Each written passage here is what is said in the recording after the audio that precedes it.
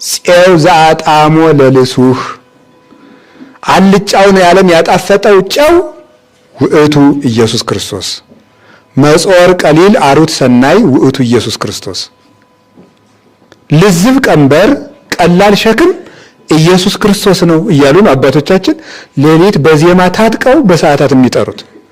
ከኢየሱስ ክርስቶስ ውጪ ለቤተ ክርስቲያን መጠጊያ መዳኛ የላትም። የምትኖረው ለሱ ነው። የሱ ሙሽራው ነው የምትኖረው። ቅዱሳንን ደግሞ የሙሽራው ሚዜ አድርጋ ታከብራቸዋለች።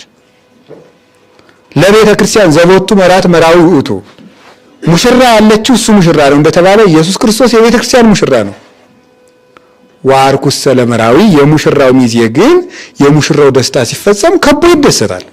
ስለዚህ የሙሽራው ሚዜ ሙሽራውና ሙሽሪት ሲፈጸሙ ይደሰታል እንዳለ ቤተ ክርስቲያን ሰማዕት ገሌ፣ ጻድቅ ገሌ፣ መልአክ ገሌ ብላ የምታከብራቸው ነብይ ግን እነዚህ የሙሽራው ሚዜዎች ናቸው፣ አበጋዞች ናቸው፣ የሱ ፊት አውራሪዎች ናቸው፣ የሱ መልእክተኞች ናቸው፣ የሱ ስም ተሸካሚዎች ናቸው፣ የሱ የምስራች ነጋሪዎች ናቸው።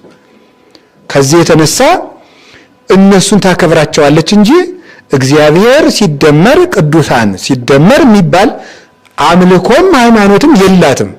እግዚአብሔርን ታመልካለች፣ ቅዱሳንን ደግሞ ህብረታቸው ውስጥ ገብታ እግዚአብሔር እንዲለምኑላት ትጠይቃለች።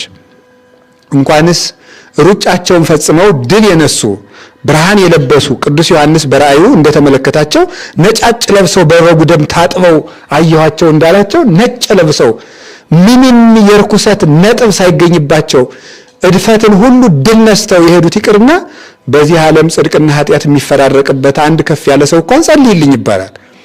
ስለዚህ ከኢየሱስ ክርስቶስ ውጭ ለቤተ ክርስቲያን ተስፋ የለም። ተስፋችን እሱ የባህሪ አባቱ አብ የባህሪ ሕይወቱ መንፈስ ቅዱስ ነው። እና ለላችሁ የፈለኩት ምንድነው? አንድ ሰው ከኢየሩሳሌም ለምን ይወጣል ሲባል በኢየሱስ ክርስቶስ ላይ የልቡናው እግር ሳይቆም ሲቀር ነው።